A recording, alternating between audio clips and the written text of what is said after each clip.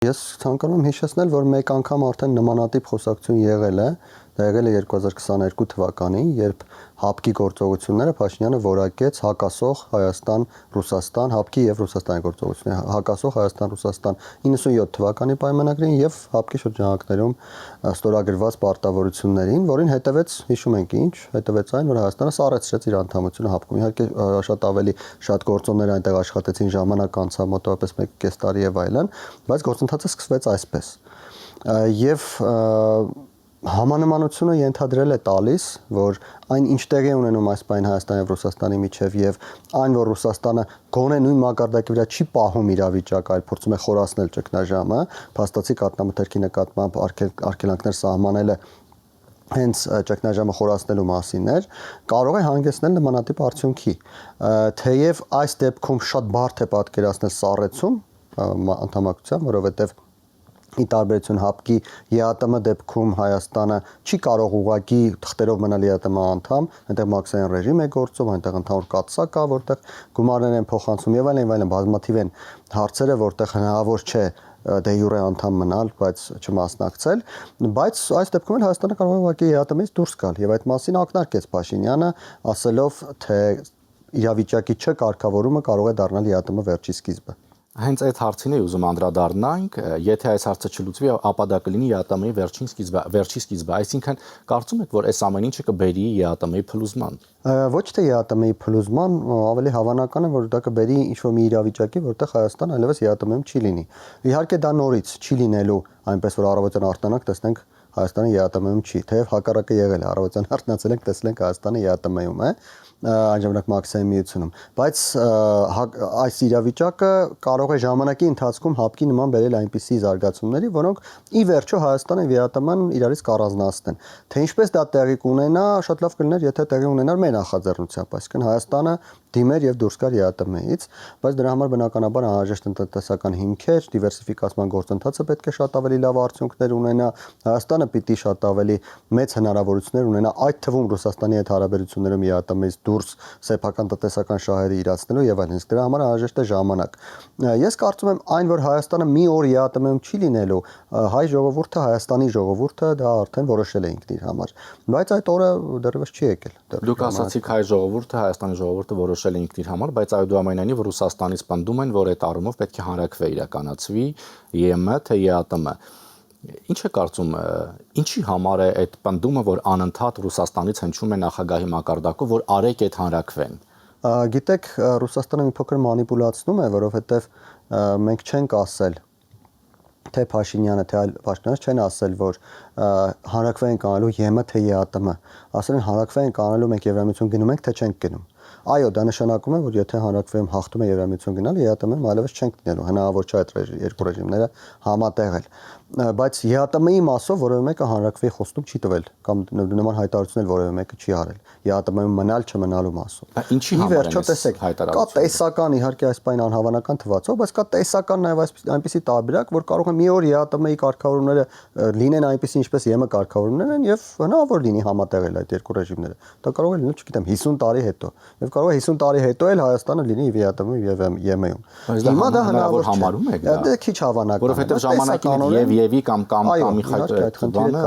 այսօր էլ կա այդ խնդիրը, որովհետեւ ԵԱՏՄ-ի կարգավորումները չեն համապատասխանում ԵՄ-ի կարգավորումներում եւ ֆիզիկապես հնարավոր չէ համատեղել, ավելի կոնկրետ ասենք, որպեսզի հասկանալի լինի, մեկ ապրանք եթե ներմուծվում է Հայաստան դրա մաքսատուրքը ԵԱՏՄ-ում ուրիշ է, ԵՄ-ում ուրիշ է։ Չենք կարող դրանցից մեկը պիտի կիրառենք, չենք կարող երկուսն էլ կիրառել։ Ինչ է արդյունքում ստացվում։ Արդյունքում ստացվում է, որ Հայաստանը մի օր միևնույն է գալու է այդ ջրբաժանի առջև կանգնելու է եւ որոշելու է մնալ ԵԱՏՄ-ում, թե շարունակել հետագրա խորացումը հարաբերությունների Եվրամիության հետ։ Ես նշեցի, Հայաստանի ժողովուրդը դա արդեն իր համար որոշել է։ Դրա բազմաթիվ ցուցանիշներ կան, սկսած Եվրաքվեի արդյունքներից, Եվրաքվե գործընթացի արդյունքներից, վերջացած տարբեր սոցիալական հարցումները։ Բայց Հայաստանի տնտեսությունը վերջին 10 տարիների ընթացքում կառուցվել է կամ վերակառուցվել է կամ վերափոխվել է այնպես, որ այն համապատասխանեցվել է ԵԱՏՄ-ի պահանջներին։ Եվ այսօր ԵԱՏՄ-ից դուրս գալը նշանակում է մեր տնտեսությունը ինչ որ խափանման հանգեցնել, իհարկե դրանից դուրս կգանք, այնպես չէ որ դրա պատճառով Հայաստանը կորցանվի, բայց շատ դժվար կլինի, խնդիրներ կլինեն եւ այլն։ Որպեսզի խուսափենք այդ դժվարություններից, այդ խնդիրներից, Հայաստանի Հանրապետությունը շարունակում է աշխատել դիվերսիֆիկացման ուղղությամբ, մնում է դեռևս Եվրասիական տնտեսական միությունում, ինչը ուղիղ կերպով համապատասխանում է մեր շահերին։ Ռուսաստանի շահերին դա չի համապատասխանում, որովհետեւ Ռուսաստանը շատ կցանկանա այսօր ունենալ հանրակրվեի արդյունք, ինչու։ Ակնհայտ է, որ եթե այդպիսի հանրակրվե անցկացվի եւ հարցը դրվի այնպես, ինչպես ցանկանում է Պուտինը, ցանկանում է գնալ ԵՄ, թե մնալ ԵԱՏՄ, Հայաստանի ժողովրդի ճնշող մեծամասնությունը քվեարկելու է ԵՄ գնալու օգտին։ Դա ցույց են տալիս բոլոր հարցումները։ Իսկ դա ինչ է նշանակում։ Դա նշանակում է լեգիտիմ հնարավորություն տալ Ռուսաստանին Հայաստանի նկատմամբ ճնշումները ուժեղացնելու, ԵԱՏՄ-ից Հայաստանի շուտապույտ դուրս տնելու գործընթաց սկսելու համար, շանտաժ անելու համար, որ տեսեք կա Հայաստանի ժողովրդի կարծիք, մենք հենց այսօր կարող ենք ձեզ ԵԱՏՄ-ից անել։ Սա արեք մեզ համար, մեր ցանկությամբ, որովհետեւ մենք այսօր չանենք ձեզ ԵԱՏՄ-ից։ Բայց ինչով է դա ձեռնտու Ռուսաստանի Դաշնությանը Հայաստանին հանել, այսպես ասած, շարունակել չակերտավոր այդ պատժամիջոցները հայկական ապրանքների նկատմամբ Եթե ուշադիր կլինեք, ես Հայաստանին հանել արտադրություն չօգտագործեցի։ Հանելու գործընթաց սկսել, այո, բայց ոչ հանել։ Բայց ինչու, որպեսզի Հայաստանի նկատմամբ շանտաժի միջոցները լինեն ավելի գործունակ, ավելի լավ աշխատող։ Մեկ բան է, երբ Ռուսաստանը կամ մյուս ԵԱՏՄ գործընկերները միասին հայտարարություն են ընդունում, որ Հայաստանի ժողովուրդը պետք է որոշի, մեկ այլ բան է, երբ նրանց ձեռքին կա Հայաստանի ժողովրդի որոշում եւ նրանք դրանով Երևան են գալիս կամ Երևանին նամակ են ուղարկում, որ տեսեք, այսպեսի որոշում կա, մենք հենց այսօր ձեզ կարող ենք հանել։ Դուք այսպեսի մի բան արեք մեզ համար, թե չէ կհանենք։ Սա բացարձակապես այլ իրողություններ են։ Այսինքն շանտաժի գործիք է դա դառնալու, լեգիտիմ առիթ է դառնալու Ռուսաստանի համար մեզ շանտաժ անել։ Իհարկե շանտաժը լեգիտիմ համարելը մի փոքր աբսուրդային է, բայց ընդհանուր առմամբ իրավիճակը այդպեսին է։ Լավ, ավելի པարզ որպեսզի լինի, այդ շանտաժից իրենք ինչ են շահելու։ Իրենց շահը ո՞րն է լինելու։ Եթե օրինակ հիմա շատ հաճախ ասում են նույն Մոսկվայում անգամ այսպես ասած բանջարեղենի խնդիր կա, կանաչեղենի խնդիր կա, այդ շանտաժից իրենք ինչով են օգտվելու։ Շանտաժը լեգիտիմացվելու է իրենց։ Իրենք կարողանալու են Երևանի հետ խոսելիս դնել սեղանին, որ տեսեք մենք վաղը կարող ենք ձեզ հանել ԵԱՏՄ-ից, որովհետեւ դուք առիթ տվել եք ձեր ժողովուրդը ցանկանում է գնալ Եվրամիություն։ Եվրամիություն գնալու օրենքը չեղարկեք, օրինակ։ Հակառակ դեպքում վաղը դուրս եք գալիս ԵԱՏՄ-ից։ Այսօր նրանք դա անել չեն կարող։ Այսօր չի կարող Պուտինը հայտարարել, որ վաղը Հայաստանը հանում է ԵԱՏՄ-ից։ Բնականաբար մյուս գործընկերների մոտ հարցեր կառաջանան, մյուս գործընկերները իրենք էլ կանհանգստանան, որովհետեւ վաղը կարող է իրենցից ցանկացածի գլխին գալ այն, ինչ որ ցանկանում է անել Ռուսաստանը Հայաստանի հետ։ Մեկ այլ բան է, երբ Պուտինը զանգում է, ենթադրենք Տոկաևին եւ ասում է, որ Հայաստանի ժողովուրդը նման բան է որոշել, եկեք հանենք դուրս։ Այդ փաստ կա մեր ձեռքին։ Հասկանում եք, իրավիճակներն են մի փոքր տարբեր։ Ռուսաստանի ձեռքերը ազատ են, այնպես չէ որ Ռուսաստանը ցանկանա Հայաստանին հապկից կամ ԵԱՏՄ-ից հանել, նա չի կարողանալու։ Կստեղծի այնպիսի իրավիճակ, որ դուրս կգան։ Թեև հապկի դեպքում Ռուսաստանը ստեղծել է այդ իրավիճակը եւ Հայաստանը դուրս չի գալիս ոչ մի կերպ, չեմ հասկանում ես մեր իշխանությունների համառությունը։ Բայց միևնույն է, Ռուսաստանի ձեռքերը այս առումով ազատ են։ Խնդիրը ազատությունը չէ, խնդիրը սեփական քայլերի լեգիտիմության որևէ բան փաստարկ ունենալն է, որի միջոցով Մոսկվայում կարծում են, որ կկարողանան շատ ավելի արդյունավետ Հայաստանին կառավարել կամ Հայաստանին շանտաժի ենթարկել։ Մենք բոլորս հիշում ենք, որ այս խնդիրները ավելի հայ-ռուսական հարաբերությունները ավելի լարվեցին նախընտրական этаպում, երբ սկսեցին, այսպես ասած, արգելել տարբեր տիպի ապրանքների ներմուծումը, հայկական ապրանքների ներմուծումը Ռուսաստանի Դաշնությունում նախ եղավ ծաղիկներ, հետո եղավ ջերմուկ, հետո այդպես շարունակվեց, ցանկը ընդլայնվեց։ Այդ նպատակը ո՞րն էր այս ամեն ինչի։ Դե նախընտրական շրջանում նպատակները տարբեր էին, բայց նախընտրական շրջանում գերակա ուղղությունը ռուսամետ քաղաքական ուժերի աջակցությունն էր եւ Մոսկվայում կարծում են, թե այս միջոցներով Հայաստանի ժողովրդին կդրդեն գնալ եւ քվեարկել այն քաղաքական ուժերին, որոնք Մոսկվայի հետ հարաբերությունների ջերմացման կողմնակիցն են։ Կամ այլ կերպ ասած Հայաստան Ռուսաստանի մատաղանելու կողմնակիցն են, ինչը այս դեպքում նույն բաներ նշանակում։ Բայց դա չաշխատեց փաստացի եւ հիմա այդ նպատակը արդեն չկա, գոյություն չունի, հիմա առաջ են եկել մյուս նպատակներ եւ գլխավոր նպատակը այս պահին Հայաստանի արտաքին քաղաքականության վրա ազդեցությունն է։ Այս միջոցներով փորձում են ստիպել Հայաստանի իշխանություններին Հայաստանի ներսում ձևավորել այնպիսի իրավիճակ, որ Հայաստանի ներսից այդ ճնշումը լինի Հայաստանի իշխանությունների նկատմամբ, որ արտաքին քաղաքականությունը փոխեն, չգնան դիվերսիֆիկացման ճանապարհի միջոց։ Փաշինյանը շատ թափանցիկ ակնարկեց դրա մասին, ասաց, որ Հայաստանը չի կարող չունենալ այլ ընտրանքներ։ Հաստատի Ռուսաստանը ցանկանում Հայաստանը չունենա այլ ընտրանքներ։ Կախվածությունը Ռուսաստանից շարունակի մնալ այնպես ինչպես 30 տարի Եթե եղել դուք է։ փորձեք գազ գնել ինչ-որ մի ուրիշ տեղից, մենք միջև դուք կհասցնեք այդ գազը գնել, մենք գազի գինը կտանկացնենք այնքան, որ դուք կործանվեք։ Մոտեցումը մոտավորապես այսպեսին է բոլոր ուղղություններով, բոլոր ոլորտներով ամեն ինչի վերաբերյալ։ Եվ այստեղ էլ տեսեք, Հայաստանը փորձում է գտնել շուկա, որտեղ կվաճառի իր ծիրանը, նրանք փակում են, ասում են մեզ մոտ ծիրան չեք բերելու, ձեր ծիրանը թող մնա, թող փտտի, որ դուք մյուս շուկան չգտնեք։ Այստեղ Հայաստանի աշխատանքի արդյունավետությունը կախված է արագությունից։ Ամեն դեպքում այս հարցերին զուգահեռ մենք օգոստոսի 2-ին ունենալու ենք նորընտիր ազգային ժողովի առաջին նիստը։ Ինչ է կարծում, այդ տարբերությունը նոր խորհրդարանի եւ նախորդ խորհրդարանի միջեւ ինչ տարբերություն կա։ Միակ տարբերությունը ցավոք սրտի որ կանխատեսում եմ, դա այն է, որ շոուի մասը, այդ ներկայացումների մասը մի փոքր ավելի վառ կլինի, որովհետեւ այսպես ասենք շատ ավելի հետաքրքիր դերակատարներ մենք կունենանք այնտեղ, սկսած այդ Գարղազարյանից եւ այլն, ովքեր ամենայն հավանականությամբ ապահովելու են զվարճություն, ապահովելու են հետաքրքրություն, բացարձակապես քաղաքական օրակարգերի մեջ չեն մտնելու, թեև մի փոքր կասկածում եմ, որ մտնելու դեպքում արդյունավետություն կլիներ հաշվի առնելով իրենց քաղաքական գրագիտության պակասը, բայց մյուս կողմից նրանք չեն ցանկանալու մտնել, որովհետև եկել են հստակ, որպեսզի այդ ներկայացումը, այդ շոուն, այդ իշխանությունների աշխատանքին խանգարելը կարողանան իրենց միջոցով իրականացնել։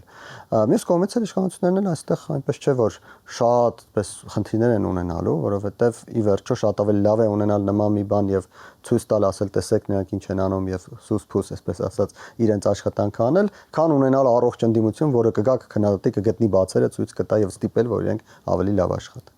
Այսինքն մենք ունենալու ենք, այսպես ասած, շոու զվարճալի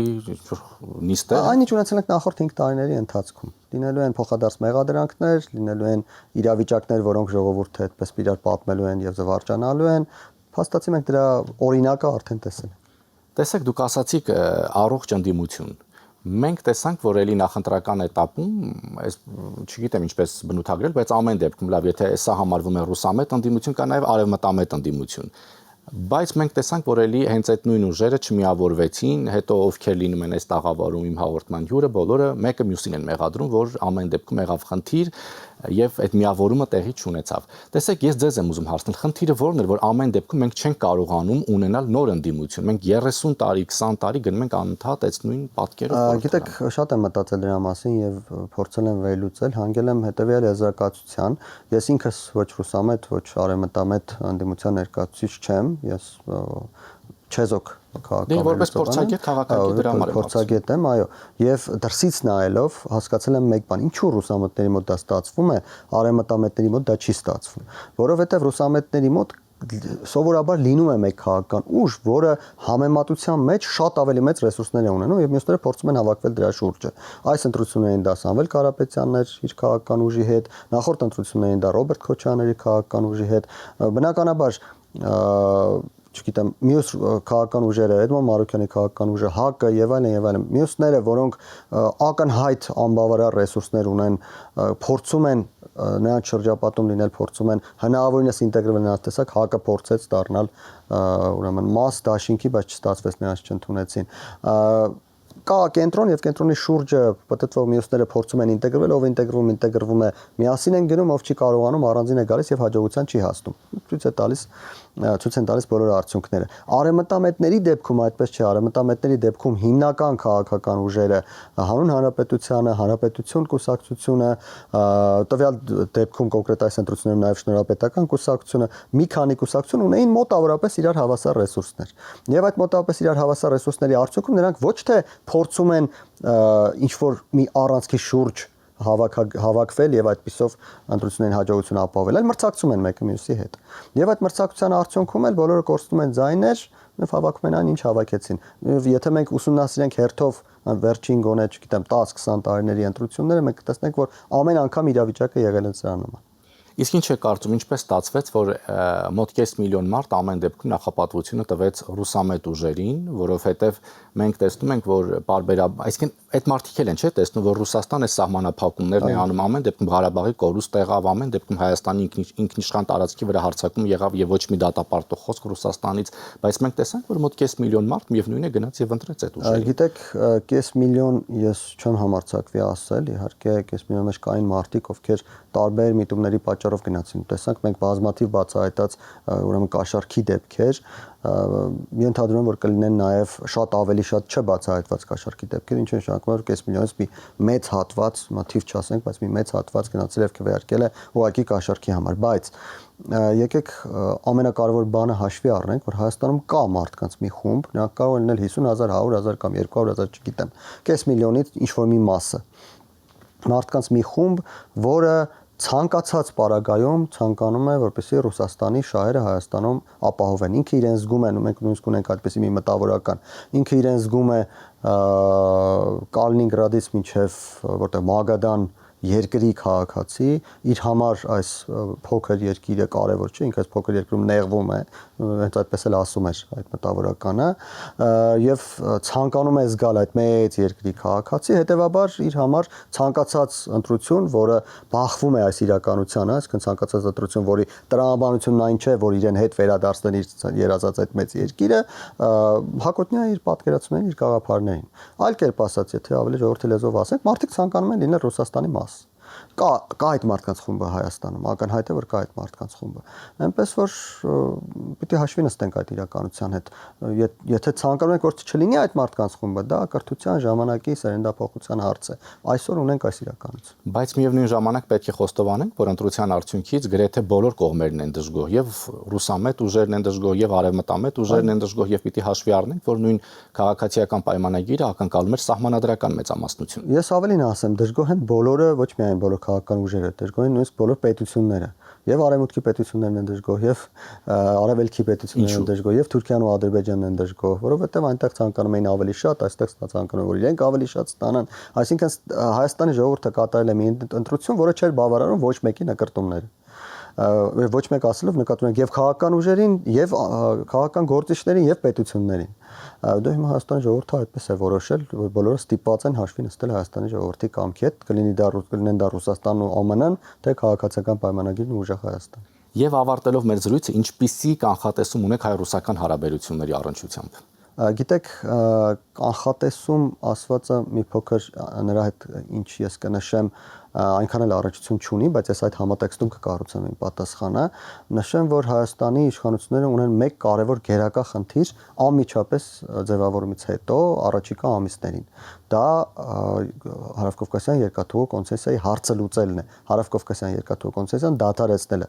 այլ տարբերակ Հայաստանի Հանրապետությունը տարածաշրջանային նախագծերում ինտեգրելու գոյություն չունի։ Հայաստանը պետք է Հարավկովկասյան երկաթուղին չունենա կառավարման հնարավորություն։ Դադարեցնել եւ դարձնել պետական։ Դադարեցնել, դե հետո կհասկանանք ինչ անել։ Սկզբում դադարեցնել Հարավկովկասյան երկաթուղին չլինի, հետո պետությունը սովորաբար լավ կառավարիչ չէ։ Լավ կլինի, որ հանձնվի այլ երկրի կառավարման։ Այլ երկիր ասելով բնականաբար թուրքական կամ ադրբեջանական կազմակերպություն լինել չի կարող, արևմտյան, եթե մեծ գումարներով կգան ներդրումներ կկատարեն, խնդրեմ, կլինի մրցակցություն, ով որ կհաղթի նա էլ կգա, բայց ոչ ռուսական։ Թուրքական եւ Ադրբեջանի հետ միասին նաեւ ռուսական չի կարող լինել։ Ինչու՞, որովհետեւ ռուսականի հետ որևէ երկիր չի աշխատելու։ Ինչու են Ճապոնիայի կառավարությունը, Ասիայի զարգացման բանկը, մի շարք այլ երկրներ, ինչու են գումարներ տվել Թուրքիային, որ կառուցեն Կարս Նախիջևան ճանապարհը։ Միայն մեկ պատճառով, այլ պատճառ գոյություն չունի, միայն մեկ պատճառով, որովհետեւ գոյություն ունեցող երկաթուղին կառավարում է ռուսական ընկերություն։ Բացարձակապես այլ մոտիվացիա, այլ մոտեցում այստեղ չկա։ Ռուսական ընկերությունը դուրս է գալիս, այդ գումարները Թուրքիայից վերցնում են, ներդնում են Գյումրի, Երաս, ուրեմն երկաթգծի արձիականացման մեջ։ Ընդ որում ձեզ ասեմ, որ շատ թափանցիկ ակնարկում են այդ մասին նաև մեր միջազգային գործընկերները։ Ամենակարևորը ռուսական կառավարում չլինի։ Ամենակարևորը, որ այն միջին միջանցքի այն հատվածները, որոնք անցնելու են Հայաստանով, դրանք չընկնեն ռուսական կառավարման ենթակայության տակ, որը մեկը չի ցանկանում ունենալ նման հատված իրենց այդ մեծ մեգա նախագծերում։ Եվ այստեղ Հայաստանի կառավարությունը ունի երկու տարբերակ։ Առաջին շարունակել ռուսներին խնդրել, պահանջել կամ հայտարարել, թե եկեք կառուցեք, կառուցեք եւ այն ռուսները ոչինչ չեն արել, որովհետեւ դա իրենց ձեռնտու չի, եւ երկրորդ այդ հարցը լուծել։ ոնց ուզում են լուծեն, այդ հարցը պիտի լուծեն։ Եթե այդ հարցը լուծում են, այստեղ կան կանխատեսումներին։ Եթե այդ հարցը լուծում են, հայ-ռուսական հարաբերությունները որոշակիորեն կշարունակեն ճգնաժամային լինել, մինչև այն պահը, երբ Ռուսաստանում կհասկանան, ես ճիշտ ասած կարծում եմ, որ այս իշխանությունը Ռուսաստանը երբևէ չի հասկանա, բայց իշխանությունները հավերժ չեն, այն կփոխվի, ի վերջո կլինի իշխանություն Ռուսաստանում, որտեղ կհասկանա, որ Հայաստանը ինքնիշխան պետություն է, ունի որոշակի այլ ընտրանքներ եւ պետք է հաշվի նստել դրա հետ, պետք է գնալ Հայաստան, մրցակցել այլ երկրների հետ, փորձել մրցակցությունում հաղթել եւ ինչ-որ ծրագրերում մասնակցություն ունենալ։ Սա առողջ հարաբերություններ են։ Եթե այդ հարցը չի լուծվում, ապա հայ-ռուսական հարաբերությունները կմնան այսպես դրեյֆող ինչ-որ իրավիճակում, հարաբերականորեն մի փոքր ավելի լավ, մի փոքր ավելի վատ, նորից մինչև կամ Հայաստանում կամ Ռուսաստանում իշխանություն կփոխվի։ Շնորհակալություն։